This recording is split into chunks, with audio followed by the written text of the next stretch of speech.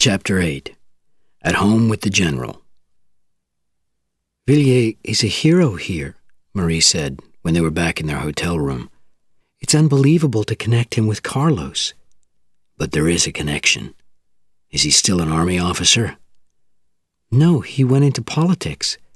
But he continues to argue for a strong France, with a strong army."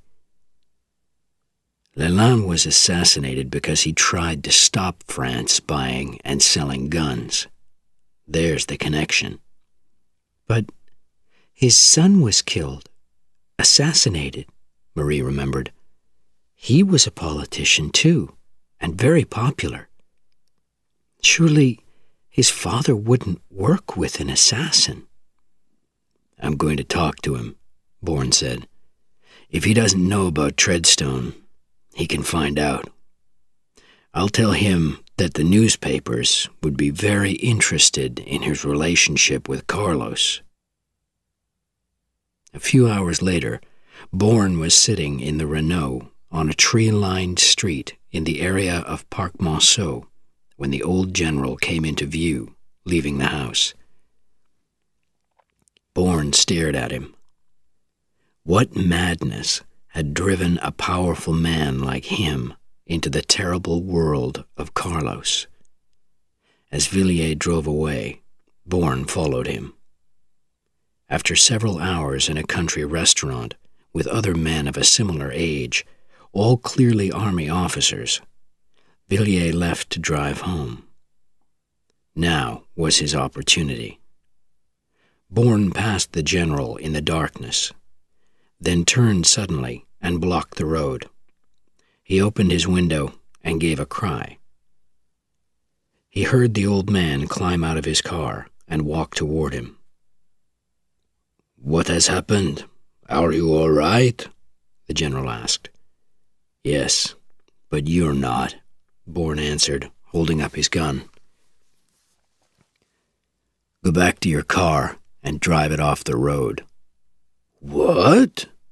The old man stood up straighter. "Who are you? You will get nothing from me, and my family have orders not to pay terrorists. Use your gun, garbage, or get out of here."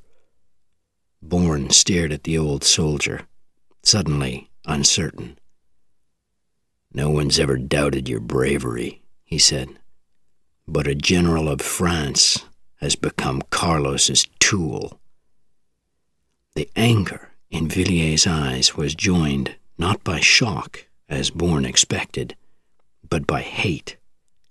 His hand shot up and hit Bourne across the face, hard.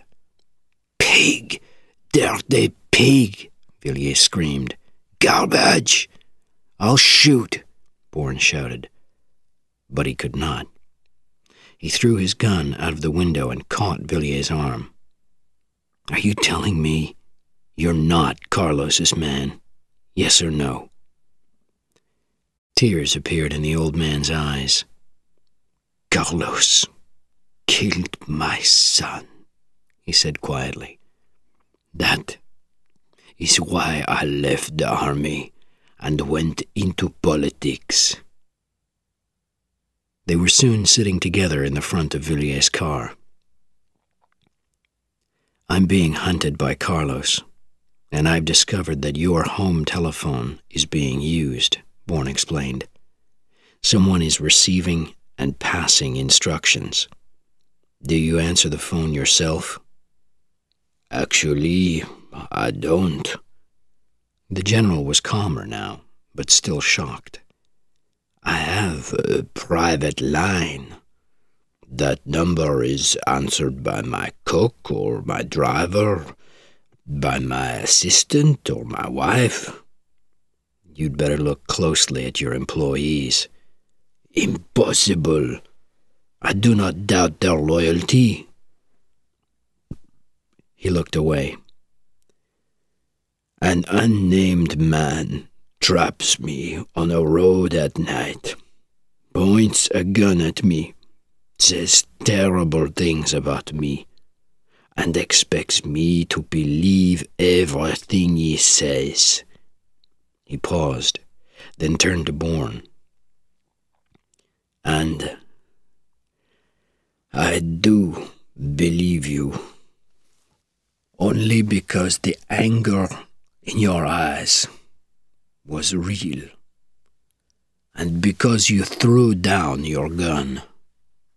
Follow me back to Parc Marceau, and we will talk more in my office. If someone recognizes me, I'm dead, and you are too. It's late. Wait outside, and I will call you if the house is quiet." An hour later, Bourne parked the Renault in Villiers Street and looked across to the house. The old man was parked in front of him. Bourne noticed a light in the doorway, and then a figure on the step. Recognition followed, but a recognition that was beyond belief. Was this a trap? Had the old man lied? He looked around, but could see nothing else that was suspicious. No, it was not a trap. Something was happening that Villiers knew nothing about. Two people were talking on the step, a youngish woman and a gray-haired man, the switchboard operator from Les Classiques, a face that brought back other memories, violent and painful. He heard explosions in his head, saw darkness, and had to look away. When he looked again, the gray-haired man was walking down the street, and the front door had closed. Bourne went quietly to the general's car and knocked on the window. "Who was that woman on the step?" he asked. "My wife," said the general in surprise. "My second wife." "Your wife?" Bourne's shock was on his face. "I'm sorry," he whispered. "General, I can't go inside the house. That man with your wife, he's one of Carlos's contacts." The blood left Villiers' face. They drove to a park in another part of town. The old soldier knew that the younger man was not lying. It was in his eyes, in his voice. The old man wanted to cry. The man without a memory told him that he had to find Carlos, learn what the assassin knew. There would be no life for him if he did not. He said nothing about Marie Saint-Jacques, or the island in the Mediterranean, or a message sent through a newspaper report, or a hollow shell who could not be sure that his few memories were really his own. Instead, he told Villiers everything he knew about Carlos, while the general looked at him in surprise. Because of his son, the old man had seen the French government's secret papers on Carlos, and this stranger knew much, much more. "My wife and I are often in different places," Villiers explained. "In many ways, we live separate lives, but I have always discussed my work with her. She is an intelligent woman, and I have found her opinions helpful. There could be a simple explanation for what we saw tonight. I hope there is, and I shall give her the opportunity to explain.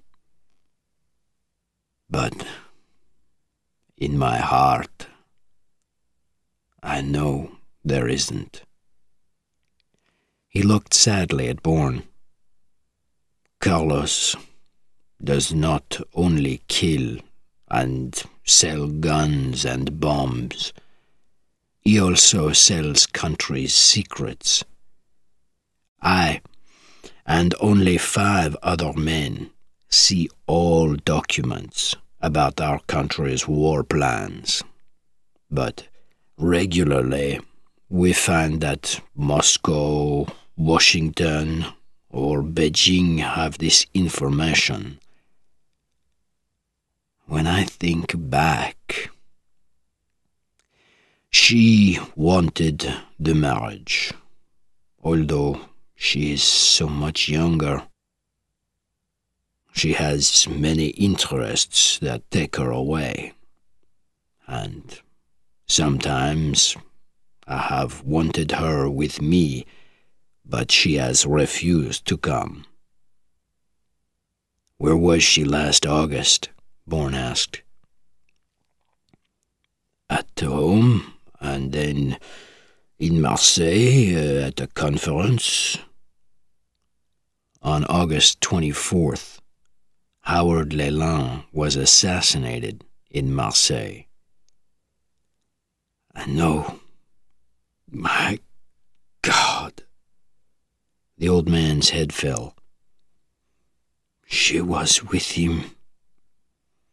Carlos called her to him, and she obeyed." He screamed in pain.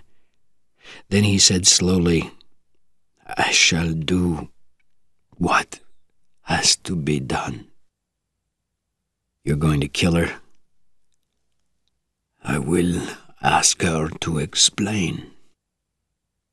If she tries to kill me, I will know. And then, yes, I shall kill her." "Don't do it," Bourne asked. "Hunt the killer, not his assistant. Help me. For your son.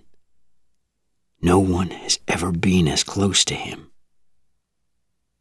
There was a silence, and then the old man spoke again.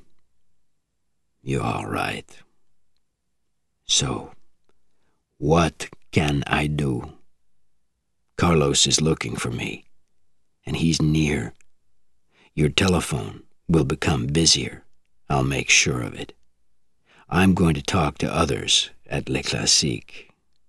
Stay at home. Pretend you're sick.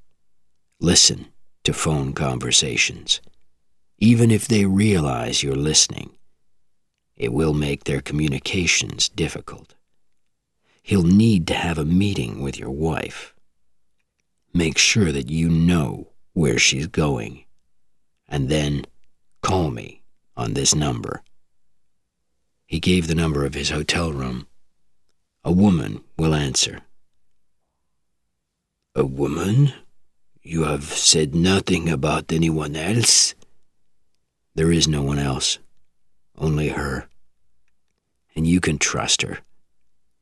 Carlos has tried to kill both of us. She didn't believe that you could be his. Then thank her for me. Now, begin your game."